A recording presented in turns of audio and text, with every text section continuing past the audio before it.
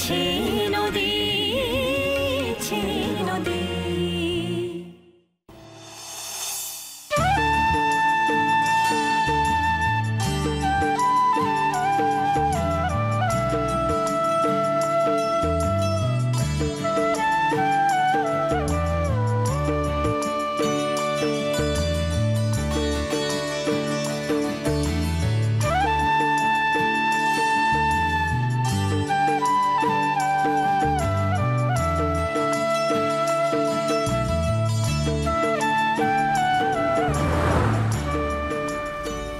তোমাকে বললাম গাড়ি চালিও না, পাহাড়ে এসেই একটা গাড়ি হায়ার করে নিয়েছো। আমি কিন্তু ভালো জেঠুকে কথা দিয়েছিলাম তুমি গাড়ি চালাবে না। আচ্ছা মেঘলা, গত এতগুলো বছর ধরে আমি পাহাড়ে এলে এদের নিজে বাইক চালাই বা গাড়ি চালাই। আজকে যদি হঠাৎ করে অন্য কেউ গাড়িটা চালায় আর আমাকে পিছনে বসে থাকতে হয়, তাহলে আমার অদ্ভুত লাগবে না?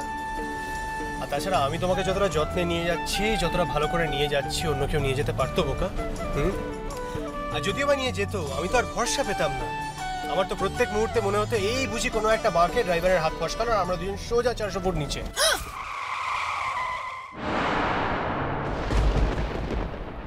কি হলো, ভয় পেয়ে গেলে?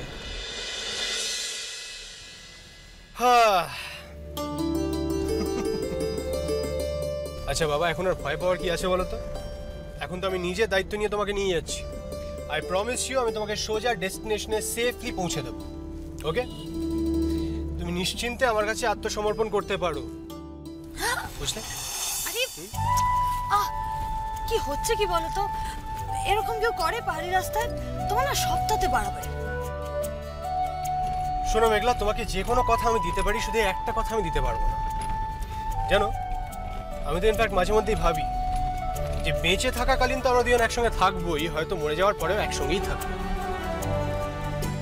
এসব অলক্ষণের কথা কেন বলছো অনুরাগ? আরে বাবা, কি করবো বলো? আমি তো ভাবতেই পারি না যে এই কঠিন পৃথিবীতে আমি তোমাকে একা ছেড়ে চলে যাবো।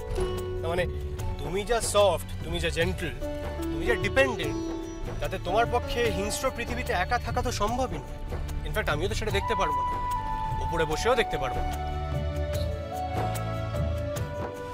এটা আমাদের হানিমুন? অফকোর্স। কেন?